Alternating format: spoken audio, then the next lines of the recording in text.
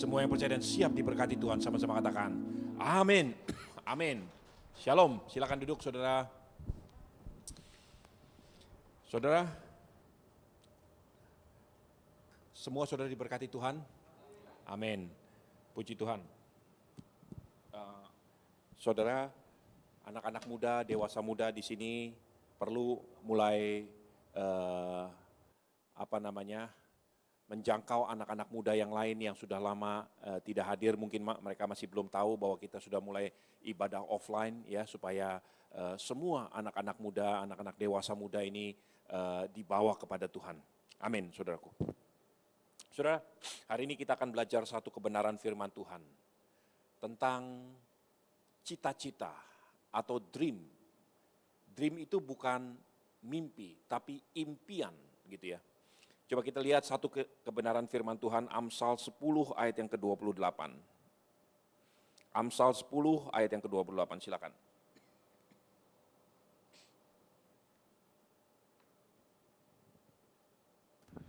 Amsal 10 ayat yang ke-28. Harapan orang benar akan menjadi sukacita, tetapi harapan orang fasik menjadi sia-sia. Cita-cita, harapan, dream orang benar akan menjadi sukacita. Tetapi cita-cita atau dream atau impian orang fasik akan menjadi sia-sia. Saudaraku, dua-duanya punya dream, dua-duanya punya cita-cita, punya impian, punya harapan. Tetapi yang satu akan menjadi satu buah sukacita, yang lain akan menjadi kesia-siaan.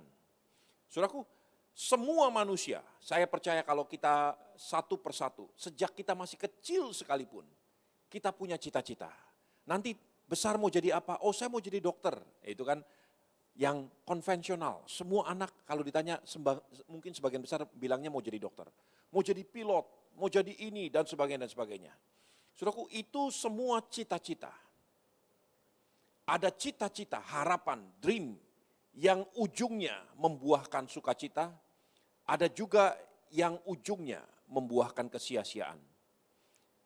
Semua cita-cita kelihatannya baik untuk sukses. Mark Twain berkata begini, ada 2 hari penting dalam hidup saudara dan saya. Hari di mana engkau dilahirkan dan hari di mana engkau mengetahui untuk tujuan apa engkau dilahirkan. Saudaraku, pada waktu manusia mulai menemukan tujuannya, cita-citanya, maka dia mulai dipicu untuk meraih cita-citanya. Dan semua cita-cita itu kelihatannya baik. Nggak ada satu orang pun. Cita-citanya apa? Cita-citanya mau jadi perampok nomor 1. Semua ibu yang menimang-nimang bayinya, selalu menimang-nimang dengan melantunkan impian. Oh, jabang bayi nanti kalau udah besar jadi begini, jadi begitu dan sebagainya. Semua kita, semua orang tua mengidam-idamkan, memimpikan sesuatu yang luar biasa terjadi buat anak kita. Semua anak mencita-citakan, mempunyai mimpi. Nanti satu kali saya akan menjadi seperti ini, seperti itu dan sebagainya. Di satu kota kecil di Ohio, ada seorang suami istri dengan seorang anaknya yang umur 7 tahun. Namanya Neil. Satu kali setelah makan malam bersama, kemudian papa mama berkata, Neil, sekarang waktunya kamu pergi tidur ke kamarmu. Neil yang muda yang masih umur 7 tahun, dia setelah makan malam dia beresin tempat makanannya, kemudian dia naik ke atas ke kamarnya dan dia pergi tidur. Papa mama masih bercakap-cakap, berbicara tentang banyak perkara, nonton TV sebentar dan sebagainya. Sekitar jam 10.30, jam 11 malam, papa mama mau tidur. Tapi dia lihat kamar Neil masih menyala lampunya. Mama langsung masuk ke kamar Neil, dibuka pintunya. Neil masih duduk di ranjangnya, menatap jauh keluar jendela. Kemudian mamahnya kaget dan bertanya, Neil, kamu kenapa belum tidur? Neil yang muda menatap ke jendela, dia tunjuk ke jendela. Dia katakan, Mama, someday I will go to the moon. Satu kali aku akan pergi ke bulan. Neil Armstrong menjadi orang pertama yang menginjakkan kakinya di bulan. Dimulai dari usia 7 tahun dengan just a dream. Hanya sebuah cita-cita yang ada di benaknya. Berjam-jam Neil Armstrong duduk di atas ranjangnya, menatap jauh ke depan dan berkata, someday I will set the foot on the moon. Saudaraku, cita-cita akan menuntun manusia menuju kepada sesuatu yang luar biasa. Tetapi firman Tuhan berkata hari ini, ada cita-cita yang membawa kesia-siaan. Ada cita-cita yang membawa kepada sukacita. Ada dream yang membawa kepada gak ada gunanya, sia-sia. Ada dream yang ujungnya membawa kepada sukacita. Bagaimana dengan cita-cita atau dream saudara dan saya? Saudaraku, dunia pernah dipimpin oleh beberapa kerajaan-kerajaan besar. Kerajaan besar yang pertama yang memimpin dunia namanya Kerajaan Babilonia. Dipimpin oleh seorang rajanya bernama Nebukadnezar. Babilonia menguasai hampir seluruh permukaan bumi. Setelah Babilonia, kerajaannya tumbang dan dipecah belah menjadi dua kerajaan besar yang namanya Media Persia. Persia sekarang adalah kerajaan yang namanya Iran. Syah Iran, Pahlavi adalah keturunan daripada kerajaan Persia, Raja Darius pada waktu itu. Sejarahnya mengatakan dia adalah orang yang berasal dari garis keturunan kerajaan Persia. Syah Iran. Kemudian setelah Persia tumbang dan digantikan dengan kerajaan yang namanya Greka atau Yunani. Ketika kerajaan Yunani mulai tumbuh, rajanya yang paling terkenal disebut Alexander the Great atau Alexander Agung, Alexander Zulkarnain dalam orang-orang Indonesia menyebutnya. Saudaraku, dia begitu kuatnya memerintah negaranya dan negara-negara jajahannya dengan tangan besi. Cita-citanya cuma satu, menguasai seluruh permukaan bumi. Alexander the Great membangun satu army, satu tentara angkatan darat yang sangat kuat. Dia terus menggempur dimanapun negara-negara tetangga yang bisa digempurnya, dikuasainya. Satu kali kerajaannya sejarah mengatakan dari India sampai ke Ethiopia, dikuasai seluruhnya oleh kerajaan Greka, diperintah oleh Alexander the Great. Satu kali di ujung dari satu lautan, Alexander the Great sudah tidak lagi mempunyai musuh yang bisa bertahan. Dan tentaranya sekarang berada di ujung lautan. Di ujung lautan ini, dia tertunduk, gak melihat lagi daratan. Lalu dipanggil jenderal-jenderalnya. Dengan meneteskan air mata, menangis Alexander the Great berkata begini, tidak adakah lagi orang yang mampu bertahan melawanku? Tidak adakah lagi musuh-musuh yang dapat aku kalahkan? Beberapa hari setelah itu Alexander the Great mati dalam usia yang sangat-sangat muda, hanya 30 tahun lebih. Pada waktu matinya, saudara tahu, dia mati dikubur, dimasukkan ke dalam peti mati. Umumnya orang mati di dalam peti mati itu berbentuk seperti ini. Tangannya seperti berdoa dan kemudian dibaringkan.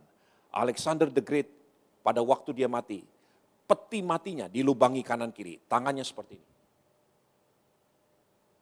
Satu pertanda, I come home with nothing. Aku tidak membawa apapun. Kesuksesan, dream yang dicapai oleh Alexander the Great berujung kepada kesia-siaan. Ada harapan yang ujungnya adalah sukacita, tetapi ada cita-cita, ada harapan, ada dream yang ujungnya kesia-siaan.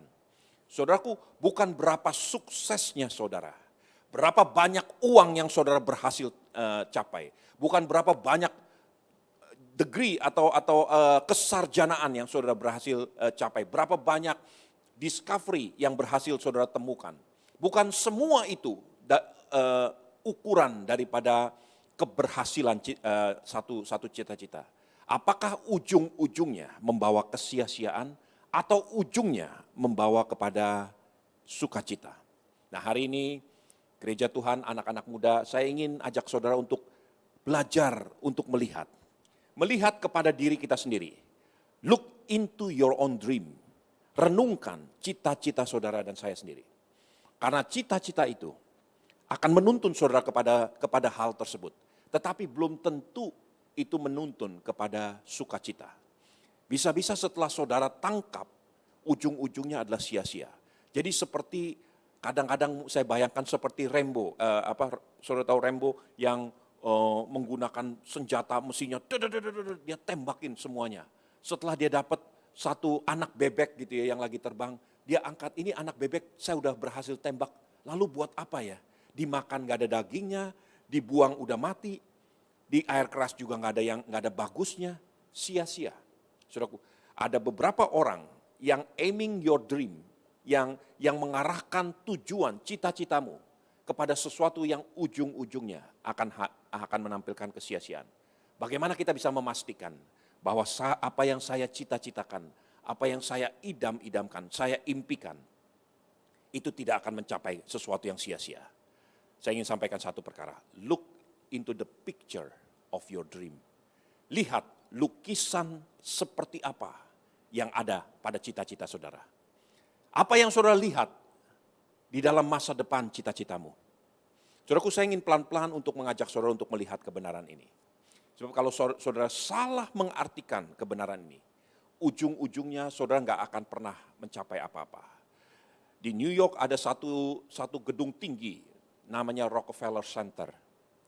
John D. Rockefeller adalah seorang pengusaha di Amerika yang begitu luar biasa. Majalah-majalah pada waktu itu memperkirakan dia akan menjadi orang terkaya sepanjang zaman. Ada satu reporter bertanya kepada John D. Rockefeller, Mr. Rockefeller, berapa banyak lagi yang engkau ingin dapatkan untuk mencapai satu kata puas, satu kata cukup dalam hidupmu? Rockefeller berkata begini, just a little bit more. Hanya sedikit lagi. Beberapa tahun kemudian kekayaannya mulai bertambah. Reporter yang sama bertanya lagi, so how much more do you want? Jawabannya tetap sama, just a little bit more. Hanya sedikit lagi. Sampai pada matinya, Rockefeller tidak pernah merasa bahwa that's enough. Sudah tahu? Pada akhir daripada cita-citamu, apa yang kau bayangkan dalam hidupmu, itulah yang akan kau capai. Tetapi kalau picture-nya, kalau gambarannya itu keliru, saudara akan menemukan satu kata sia-sia. Dan kalau gambarannya, picture-nya itu benar, maka engkau akan menemukan satu hal, sukacita besar. Nah, saudaraku, hari ini saya ingin ajak saudara untuk pelan-pelan melihat kebenaran ini dan saya berharap saudara sungguh-sungguh memperhatikan karena ini penting untuk masa depan saudara dan saya juga. Ya, saudaraku, di Rumania ada seorang gembala sidang yang memimpin satu gereja kecil dan kemudian dia kedapatan satu jemaat baru. Jemaat baru ini adalah seorang anak muda yang sangat pendiam. Namanya Willie Osa. Willie Osa datang dan bergabung di dalam gereja itu yang digembalakan oleh seorang gembala yang namanya Eugene Peterson. Eugene Peterson menggembalakan dengan sangat sederhana dan Willie Osa adalah seorang dari bangsa lain dari Cekoslovakia. Dia datang untuk bergabung di negara itu. Di gereja itu. Dan ketika dia bergabung, dia ingin mendapatkan satu pekerjaan. Akhirnya dia bekerja sebagai tukang bersih-bersih di dalam gereja. Bertahun-tahun, Eugene Peterson memperhatikan Willie Osa, yang sangat rajin, anak muda yang sangat luar biasa. Dan setiap ibadah, Willie Osa selalu duduk di belakang, memperhatikan firman yang Eugene Peterson sampaikan. Satu kali Eugene Peterson berpikir, ini waktunya, saya ingin lebih mengenal siapa itu Willie Osa. Dia katakan, Willie, kamu punya waktu, saya ingin duduk minum kopi bersama kamu. Willie Osa berkata, siap. Dia duduk bersama dengan gembalanya dan kemudian mereka mulai bercerita tentang masa lalu. Siapa kamu dan sebagainya. Willie Osa ternyata adalah seorang pelarian orang Yahudi yang lari karena tekanan yang terjadi di negaranya. Dan kemudian dia berhasil pindah dan bergabung dengan gereja dari Eugene Peterson. Dulu pada waktu dia masih di Cekoslovakia, Willie Osa adalah seorang pelukis wajah. Dan ini menarik perhatian buat Eugene Peterson. Dia berkata gini, oh kalau begitu apakah kamu bersedia melukis wajah saya? Wili Osa terdiam dan dia berkata, aku bersedia. Dengan satu syarat. Apa syaratnya? Sampai lukisan itu sempurna selesai, kamu nggak boleh lihat lukisan itu. Setuju. Eugene Peterson setuju dan setiap hari dia meluangkan waktu 30 menit untuk duduk di hadapan Wili Osa. Dan kemudian Wili Osa mulai melukis dirinya, wajahnya. Beberapa minggu berganti menjadi beberapa bulan. Lewat dari 1 tahun, terus dengan tekun Wili Osa melukis wajah gembalanya, Eugene Peterson. Setelah semuanya akhirnya selesai, Wili Osa menyerahkan lukisan itu kepada Eugene Peterson. Begitu lukisan itu dilihat oleh Eugene Peterson, dia begitu kecewanya dan dia begitu mengerikan. Dia katakan, wajah ini begitu jeleknya, begitu mengerikan. Ini sama sekali bukan wajah saya, dia katakan. Kalau setiap hari saya melihat cermin, saya tahu wajah saya tidak seperti itu, sama sekali tidak seperti itu. Wili Osa duduk dan menatap dalam-dalam. Dia berkata begini, Mr. Peterson, Pastor Peterson, saya ingin sampaikan satu perkara. Sekalipun kau hamba Tuhan, saya lukiskan satu wajah yang bisa menjadi wajah jiwamu jika engkau gagal menggenapi apa yang menjadi tujuan panggilan hidupmu. Sampai akhir hayatnya, Eugene Peterson menggantungkan wajah lukisan potret, wajah dirinya di tempat kantornya. Dan setiap kali dia melihat, dia berkata, kalau saya gagal menggenapi tujuan yang Tuhan berikan kepada saya, jiwa saya akan berwajah begitu buruknya seperti ini. Ini menjadi peringatan buat dia bahwa lukisan wajah ini akan menjadi satu hal yang sangat menakutkan, menjijikkan, dan sangat begitu mencekam kalau saya gagal menggenapi tujuan yang Tuhan ingin sampaikan. Harapan orang benar akan berujung kepada sukacita. Harapan orang fasik akan berujung kepada kesia-siaan. Saudaraku, it depends. Depends on what? Depends on apa yang ada. Lukisan siapa, lukisan seperti apa yang ada pada cita-citamu. Nah, hari ini saya ingin ajak saudara untuk betul-betul memperhatikan kebenaran firman Tuhan ini. Saudaraku, saya ajak saudara untuk melihat kitab Kidung Agung. Kidung Agung 8 ayat yang ke-11 sampai 12. Silakan. Kidung Agung 8 ayat yang 11 sampai 12. Judul perikop, lebih bahagia daripada Salomo. Ayat yang ke-11, Salomo mempunyai kebun anggur di Baal Hamon. Diserahkannya kebun anggur itu kepada para penjaga, masing-masing memberikan 1.000 keping perak untuk hasilnya. Kebun anggurku yang punyaku sendiri ada di hadapanku. Bagimulah 1.000 keping itu Raja Salomo, dan 200 bagi orang-orang yang menjaga hasilnya. Saudaraku, saya ajak saudara untuk pelan-pelan melihat dua ayat ini. Kita tahu kitab Kidung Agung, ya, dari beberapa waktu terakhir saya bicara tentang kitab Kidung Agung. Kitab Kidung Agung disebut sebagai the Song of Songs. Lagu dari segala macam lagu. Kidung puji-pujian. Karena di dalam kitab Kidung Agung ini bercerita tentang percintaan antara Raja Salomo dengan seorang gadis sulam. Namanya nggak disebut tapi disebut sebagai Sulamit, seorang gadis sulam. Percintaan yang begitu mesra antara Raja Salomo dengan Sulamit. Dan setiap detail daripada percintaan mereka dilukiskan di dalam kitab Kidung Agung ini. Sebetulnya ini adalah lukisan percintaan antara Tuhan dengan gerejanya, yaitu dengan saudara dan saya. Di dalam hal ini, sekarang kitab Kidung Agung, di Kidung Agung 8 tadi, ayat 11-12, ini melukiskan wajah cinta daripada gadis sulam terhadap mempelai prianya, yaitu Salomo sendiri. Lukisan cinta daripada gadis sulam ini adalah seharusnya menjadi pelajaran buat kita. Lukisan cinta gereja Tuhan terhadap Tuhannya. Nah, saudara bisa mengerti latar belakang ini. Nah, sekarang pelan-pelan perhatikan apa yang dikatakan oleh kitab Kidung Agung 8 ayat 11-12 ini. Perikopnya yang diberi judul oleh Lembaga Alkitab Indonesia diberi judul begini, lebih bahagia daripada Salomo. Saudaraku, saya ingin sampaikan, ini hikmat yang Tuhan berikan kepada bapak-bapak gereja di Indonesia, penulis daripada Lembaga Alkitab Indonesia. Mereka memberi judul seperti ini yang sangat luar biasa, bahkan Alkitab asing pun tidak diberi judul seperti ini. Lebih bahagia daripada Salomo.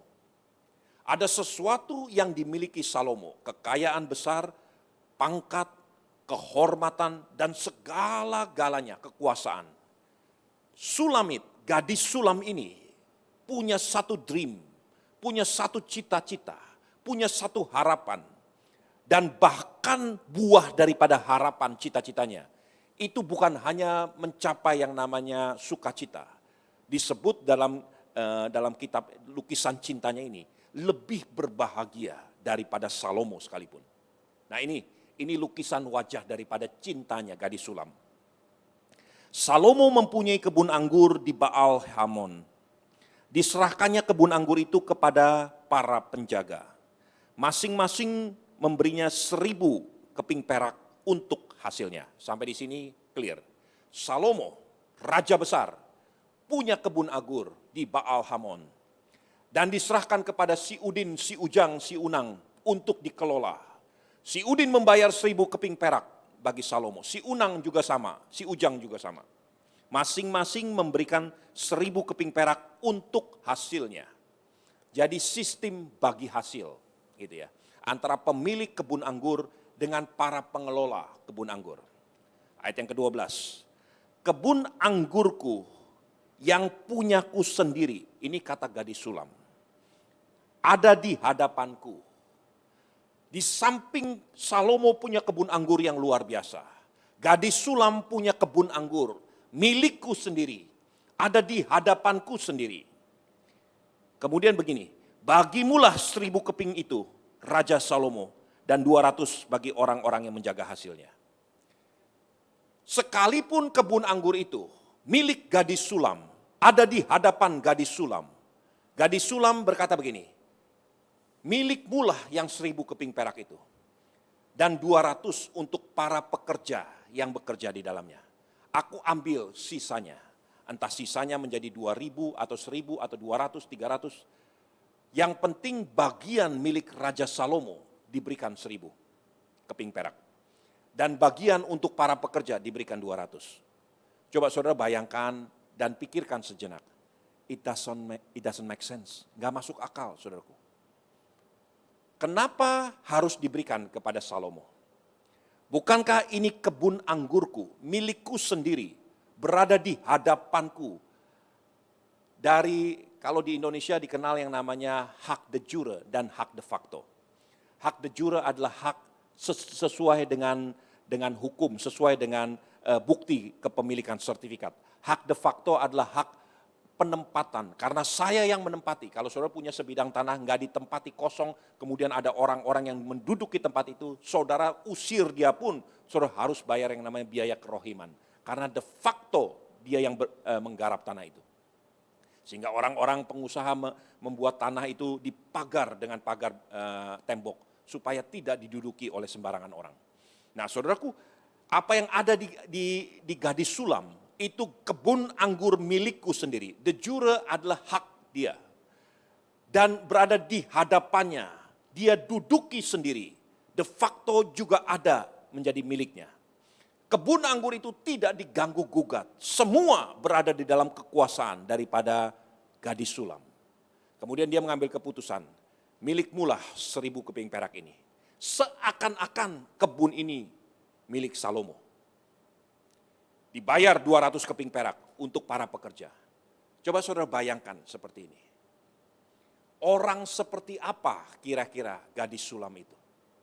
Gak masuk akal apa yang dia pikirkan. Salomo tidak memerlukan apa-apa. Salomo itu jauh lebih kaya daripada gadis Sulam.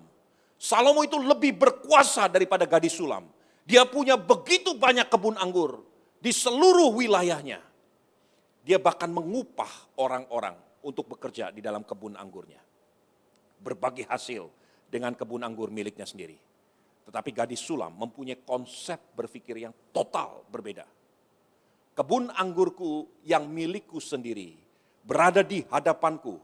Bagimulah 1.000 keping perak, ya Salomo, dan 200 bagi orang-orang yang mengerjakannya. Sudah tahu kenapa gadis Sulam disebut oleh Kidung Agung lebih berbahagia daripada Salomo? Kenapa gadis Sulam melakukan perkara yang gila seperti itu, yang gak masuk akal sama sekali? Saya mau tahu. Lihat, Kidung Agung 4, perhatikan Kidung Agung 4 ayat yang ke-16. Silakan. Kidung Agung 4 ayat yang ke-16. Judul perikop, kedua mempelai saling menyapa. Bangunlah hai angin utara, dan marilah hai angin selatan, bertiuplah dalam kebunku, supaya semerbaklah bau rempah-rempahnya. Semoga kekasihku datang ke kebunnya dan makan buah-buahnya yang lezat. Saudaraku, saudara perhatikan pelan-pelan. Gadis Sulam berkata, dia bangunkan angin utara, angin selatan. Bangunlah hai angin utara dan angin selatan.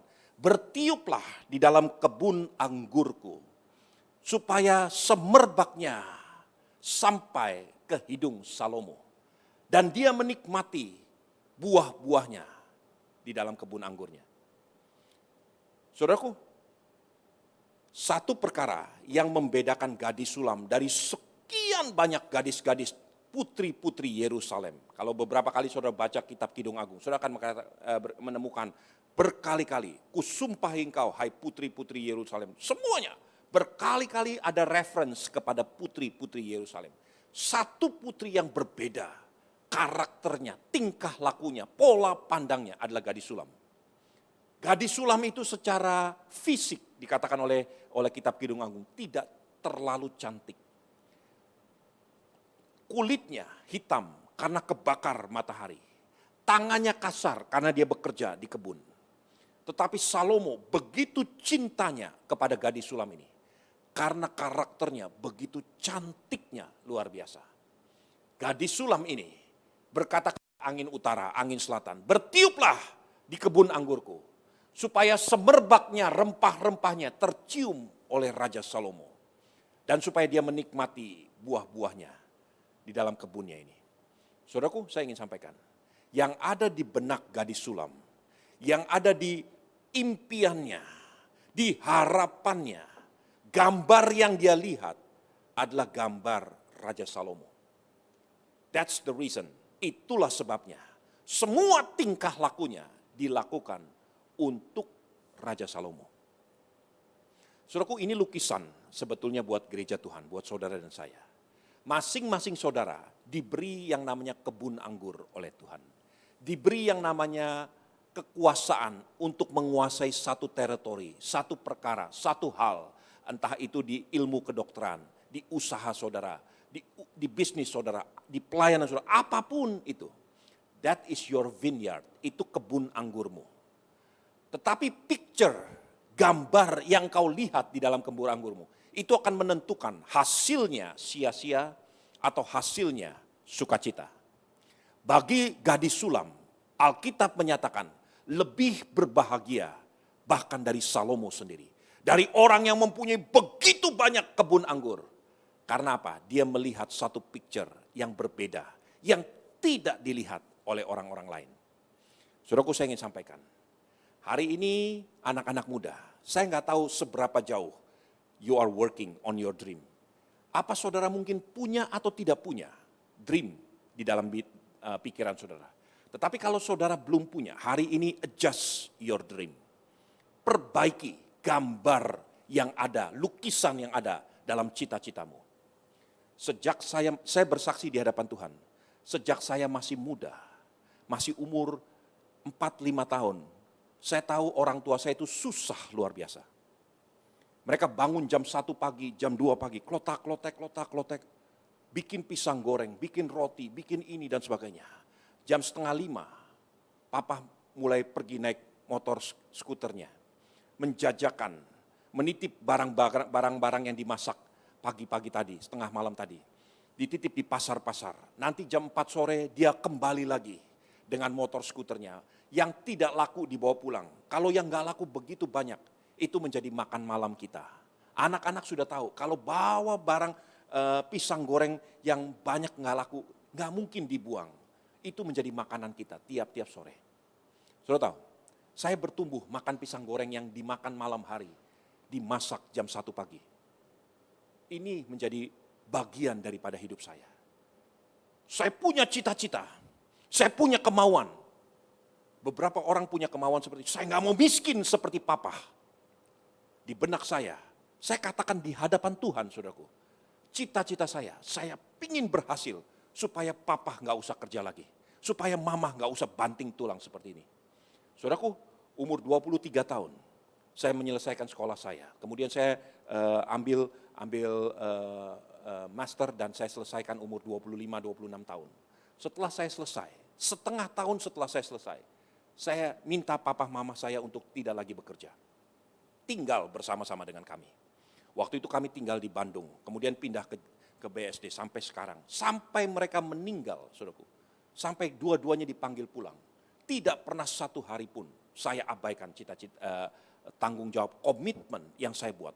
Karena sejak masih muda sekalipun, pikiran, harapan, cita-cita, dream saya adalah saya ingin membebaskan orang tua dari banting tulang seperti itu. Hanya sekedar untuk menghidupi anak-anak. Saudaraku, do you have that kind of dream? Picture seperti apa yang ada di dalam mimpi-mimpimu? Is it about me? Is it about my power untuk saya, demi kesuksesan saya supaya saya menjadi numero uno yang paling berhasil, atau untuk orang lain? Untuk menggenapi kebenaran firman Tuhan. Saudara, saya ingin sampaikan. Mencapai menjadi buah bibir buat orang-orang, keluarga-keluarga saya. Anak beberapa kali SCTV Solusi menayangkan latar belakang dan mereka membuat drama daripada kisah hidup saya. Saudara bisa lihat di SCTV Solusi. Dan mereka mulai melakukan itu karena yang mereka tanyakan pertama, kenapa ini bisa terjadi? It's all starting from a dream. Semua dimulai dari mimpi. Di mimpi itu ada gambar yang membekas di pikiran saya. Dan gambar itulah yang membuat saya bisa sampai hari ini. Saudaraku, ketika saya juga masih anak-anak, saya punya satu mimpi. Saya melihat bagaimana papa, mama berjuang susah payah. Ketika saya mulai mengembalakan, saya melihat orang-orang tua yang gak punya apa-apa. Sama sekali gak punya apa-apa. Satu kali saya duduk makan bersama dengan beberapa orang pengusaha. Mereka bertanya tentang ini, itu, dan sebagainya. Kemudian ada satu orang pengusaha bertanya, kalau untuk gereja sendiri, apa visi, apa yang gereja ingin lakukan? Tiba-tiba mulut saya berkata gini, saya punya kerinduan, saya punya mimpi. Saya ingin bangun satu panti asuhan, panti jompo. Saya ingin cari satu bidang tanah. Kalau bisa jauh sedikit dari BSD. Supaya di situ kita bisa bangun dan bisa menampung orang-orang yang gak punya keluarga. Lalu dia bertanya, kalau di BSD mau gak? Saya bilang di BSD saya gak mau, karena terlalu mahal. Kalau gratis mau gak? Saudaraku, saya tolak 3 kali.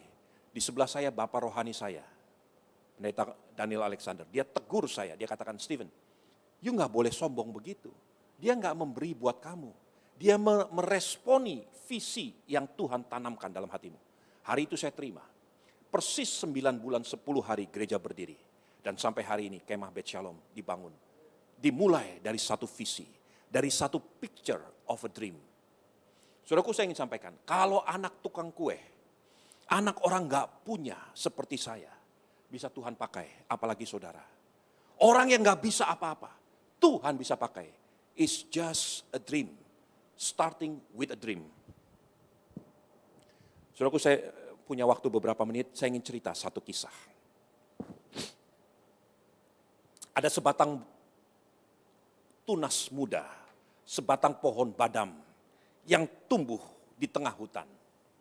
Pada waktu dia tumbuh menjadi pohon badam yang muda, pohon badam atau pohon almond ini mempunyai satu cita-cita, mempunyai satu dream.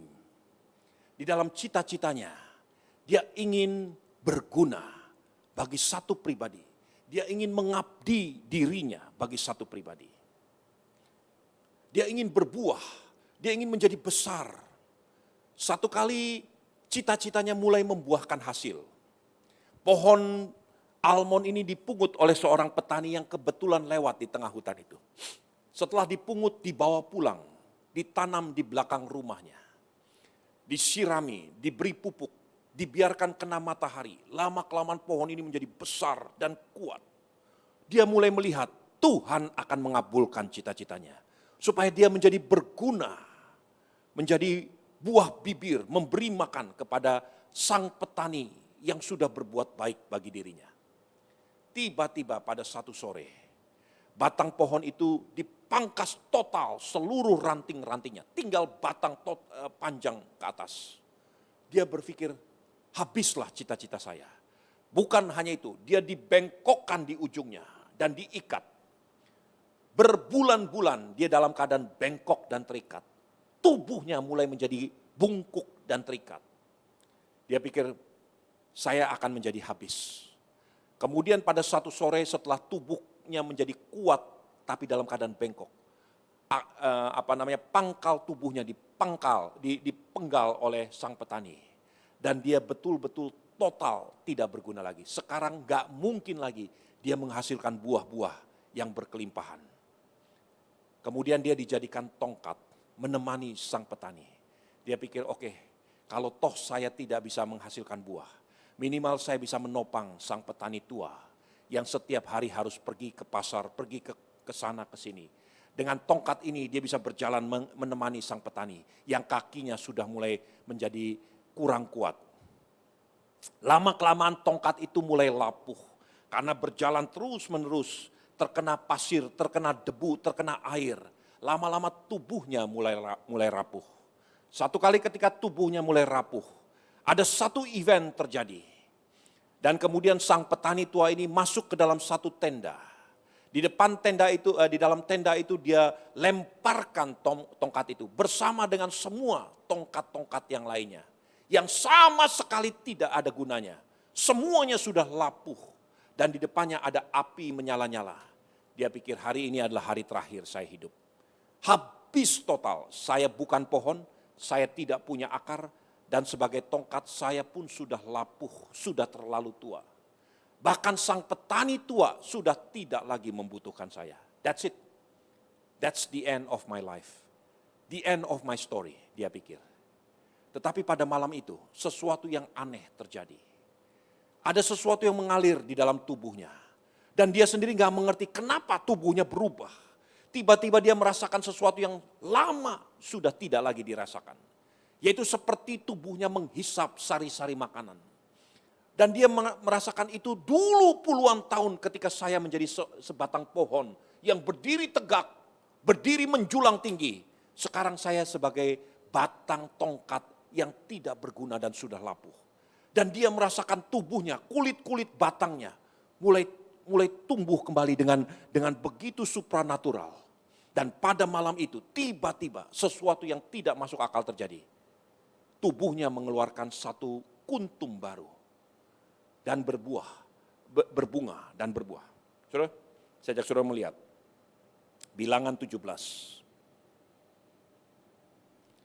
Perhatikan kitab Bilangan 17, perhatikan ayat yang pertama, saya akan bacakan. Tongkat Harun yang berbunga.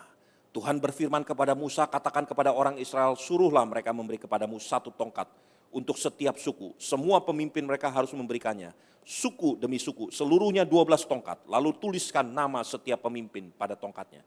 Pada tongkat Lewi haruslah kau tulis nama Harun. Maka setiap kepala suku harus ada satu tongkat. Kemudian haruslah kau letakkan semuanya itu di dalam kemah pertemuan di hadapan tabut hukum, tempat aku biasa bertemu dengan kamu. Dan orang yang akan kupilih, tongkat itulah yang akan bertunas. Demikianlah aku akan meredakan sungut-sungut di antara mereka kepada kamu sehingga tidak usah kudengar lagi. Setelah Musa berbicara kepada orang Israel, maka semua pemimpin memberikan kepadanya satu tongkat. Dari setiap pemimpin menurut suku-suku mereka 12 tongkat. Dan tongkat Harun ada di antara tongkat itu. Musa meletakkan tongkat-tongkat itu di hadapan Tuhan dalam kemah hukum Allah. Ketika Musa keesokan harinya masuk ke dalam kemah hukum itu, Maka tampaklah tongkat Harun dari keturunan Lewi telah bertunas, mengeluarkan kuntum dan mengembangkan bunga dan berbuahkan buah badam. Sampai Israel terpencar kemana-mana. Tongkat Harun yang berbunga, yang terjadi hanya satu kali dalam seluruh sejarah manusia, disimpan di dalam tabut perjanjian. Menjadi peringatan. That is my covenant. Itu perjanjianku dengan umatku. It's all started with a dream. Saudaraku, hari ini mungkin saudara punya cita-cita. Saya ingin sampaikan, perbaiki cita-citamu. Pastikan ada gambar-gambar yang sempurna. Ada gambar-gambar yang menyenangkan hati Tuhan. Cita-cita gadis sulam itu sederhana. Karena dia mempunyai cinta dan gambarnya, lukisan orang yang sangat dikasihi. Yaitu Tuhannya sendiri. Lukisan cita-citamu, apakah dirimu sendiri, kesuksesanmu, pelayananmu sendiri, keberhasilanmu sendiri, kekayaanmu, atau yang lain. Itu akan menentukan ujung daripada cita-citamu. Hari ini sebagai hamba Tuhan saya ingin sampaikan, periksa kembali lukisan apa yang ada dalam cita-citamu. Dan itu akan menentukan apakah ini akan membuahkan kesia-siaan atau membuahkan sukacita besar. Mari tundukkan kepala. Terima kasih Tuhan, terima kasih saya undang hamba-hamba Tuhan untuk maju ke depan. Hambamu berhenti berkata-kata, tetapi biar firman-Mu terus berkata-kata lebih jauh lagi, lebih jauh lagi. Hambamu tidak mampu menjelaskan lebih dalam lagi, tetapi hamba berdoa hari ini Tuhan, bicara kepada setiap pribadi, kepada setiap anak-anak-Mu hari ini, supaya kami berjalan sesuai dengan rencana-Mu. Biar gambar yang ada dalam lukisan cita-cita kami, itu adalah kemuliaan-Mu sendiri Tuhan. Haleluya Tuhan. Inilah yang ku punya, hati sebagai hamba, yang mau taat dan setia padamu Bapa, kemanapun ku bawa. Hati yang menyembah dalam roh dan kebenaran sampai selamanya. Saya undang hambanya Pendeta Robert untuk memimpin perjamuan kudus. Inilah yang ku punya, hati sebagai hamba yang mau taat dan setia padamu Bapa, kemanapun ku bawa. Hati yang menyembah dalam roh dan kebenaran sampai selamanya. Tuhan Yesus, terima kasih untuk kebenaran firman-Mu. Kami sungguh sangat amat teramat diberkati Tuhan. Biarlah setiap kami anak-anak muda, kami semua yang ada di ruangan ini, biar kami memiliki mimpi di dalam Tuhan Yesus Kristus.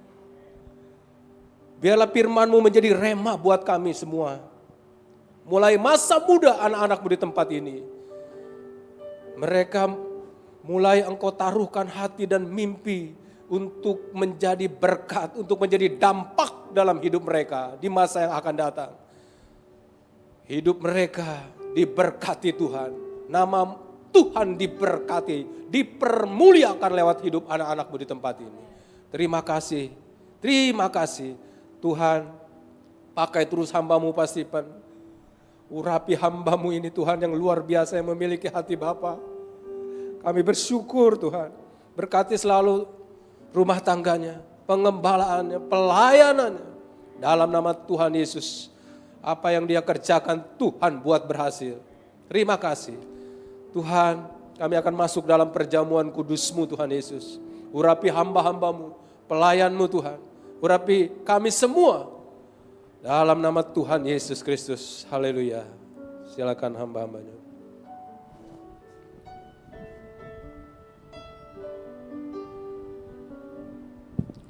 Dengan darah-Mu Kau tebus dosaku, dengan nyawa-Mu Kau tukar hidupku. Kini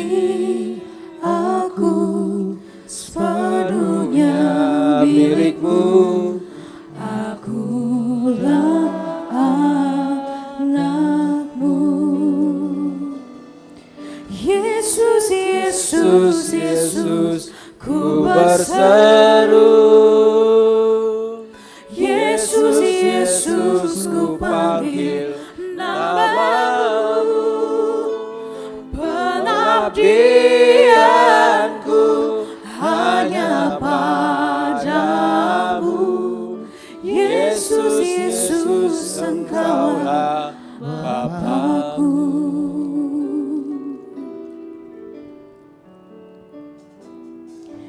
Dengan darah-Mu Kau tebus dosaku, dengan nyawa-Mu Kau tukar hidupku. Kini aku sepenuhnya milik-Mu. Akulah anakmu. Yesus, Yesus, Yesus, ku berseru. Yesus, Yesus, ku panggil namamu. Pengabdianku hanya padamu. Yesus, Yesus, Engkaulah Bapa-Ku. Mari hamba-hamba Tuhan saya persilahkan untuk kita sama-sama bangkit berdiri. Apakah ada di antara saudara ada yang belum mendapatkan roti dan anggur? Baik, jika sudah, mari kita satukan hati kita, kita persiapkan sungguh-sungguh di hadapan Tuhan. Biarlah perjamuan kudus Tuhan ini menjadi berkat buat kita semua. Tuhan, urapi kami. Tuhan Yesus, terima kasih Tuhan, Engkau melayakkan kami siang hari ini untuk kami masuk dalam perjamuan kudus Tuhan. Terima kasih Engkau sudah mati dan bangkit buat kami. Kami bersyukur kami ada hari ini karena Tuhan begitu baik kepada kami. Hidup kami berbahagia, hidup kami beruntung punya Tuhan Yesus. Terima kasih Engkau Allah yang selalu menyertai kami. Terima kasih Tuhan. Kami akan melakukan perjamuan kudus Tuhan dengan hati yang penuh ucapan syukur. Dengan hati yang sungguh percaya kepada Tuhan yang hidup. Allah yang punya langit dan bumi. Terima kasih dalam nama Yesus. Dalam nama Tuhan Yesus. Mari kita dengarkan firman Tuhan. Sebab apa yang telah aku teruskan kepadamu, telah aku terima dari Tuhan. Yaitu bahwa Tuhan Yesus pada malam waktu ia diserahkan mengambil roti. Mari kita angkat roti tinggi-tinggi di atas kepala kita. Dan sesudah itu ia mengucap syukur atasnya. Ia memecah-mecahkannya dan berkata, inilah tubuhku yang diserahkan bagi kamu. Perbuatlah ini menjadi peringatan akan aku. Bukankah roti yang kita angkat tinggi-tinggi dan sudah kita pecah-pecahkan, kita percaya ini persekutuan kita dengan tubuh Yesus Kristus? Dengan iman kita makan. Dalam nama Tuhan Yesus. Naikkan ucapan syukur kepada Tuhan. Ucapkan terima kasih kepada Tuhan. Terima kasih. Kita diselamatkan karena darah Yesus Kristus. Dia sudah mati dan bangkit buat saudara dan saya. Demikian juga ia mengambil cawan. Mari kita angkat cawan tinggi-tinggi di atas kepala kita. Sesudah makan, lalu berkata, cawan ini adalah perjanjian baru yang dimateraikan oleh darahku. Perbuatlah ini setiap kali kamu meminumnya, menjadi peringatan akan aku. Bukankah cawan yang berisi anggur yang kita angkat tinggi-tinggi ini adalah persekutuan kita dengan darah Yesus Kristus? Dengan iman mari kita minum dalam nama Tuhan Yesus. Naikkan syukur kepada Tuhan. Naikkan syukur dan terima kasih kepada Bapa di surga. Tuhan yang baik, Tuhan yang hidup.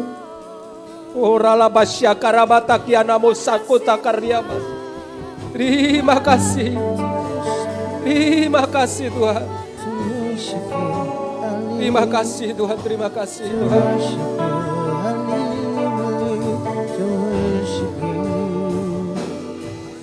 Yesus, Yesus, Yesus, ku berseru. Yesus, Yesus, ku panggil namamu. Pengabdianku hanya padamu. Yesus, Yesus, Engkaulah Bapa-Ku. Yesus, Yesus, Yesus, ku berseru. Yesus, Yesus, ku panggil namamu. Pengabdianku hanya padamu. Yesus, Yesus, Engkaulah Bapa-Ku. Pengabdianku hanya padamu. Yesus, Yesus, Engkaulah Bapa-Ku. Tuhan Yesus, terima kasih. Kami mengucap syukur buat perjamuan kudus Tuhan pada siang hari ini. Terima kasih Bapa, terima kasih Tuhan Yesus. Kami percaya dengan iman setiap kami yang sudah melakukan perjamuan kudus Tuhan, yang lemah dikuatkan, yang susah dihiburkan, yang sakit disembuhkan oleh bilur-bilur Tuhan Yesus Kristus. Terima kasih Bapa, dalam nama Tuhan Yesus kami berdoa bersyukur, haleluya.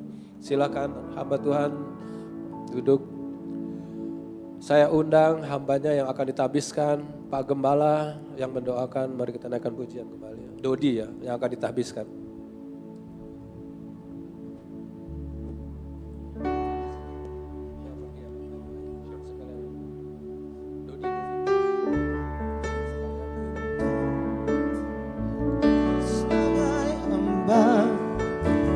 Yang mau taat dan setia padamu Bapa, kemana pun ku bawa.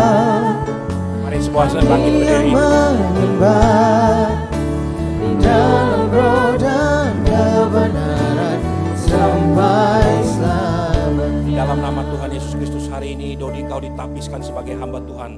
Kau akan melayani Tuhan seumur hidupmu. Perkenanan Tuhan akan berlaku dalam hidupmu. Perlindungan penyertaan Tuhan tidak akan pernah undur dalam hidupmu. Sampai kau melihat anak cucumu dipakai, diberkati Tuhan. Engkau melihat kebahagiaan Sion dari Yerusalem. Dalam nama Tuhan Yesus Kristus, penyertaan Tuhan berlaku dalam hidupmu. Terima kasih Bapa, dalam nama Yesus. Haleluya. Amin.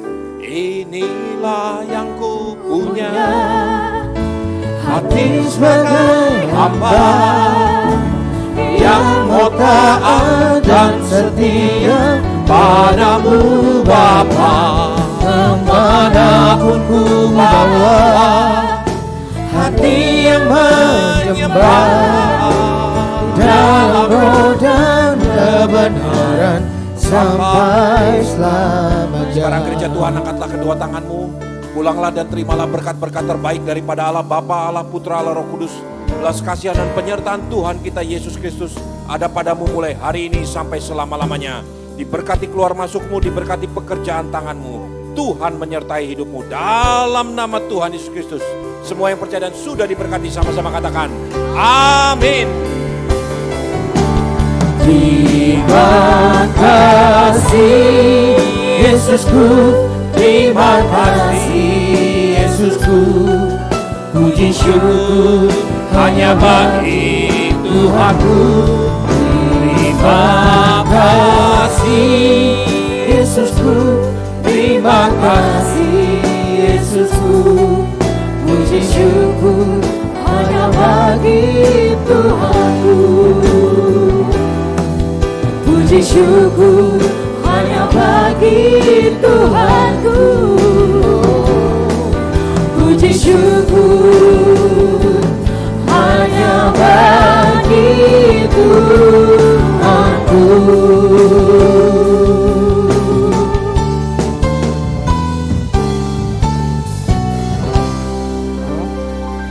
Selamat hari Minggu teman-teman, Tuhan Yesus memberkati.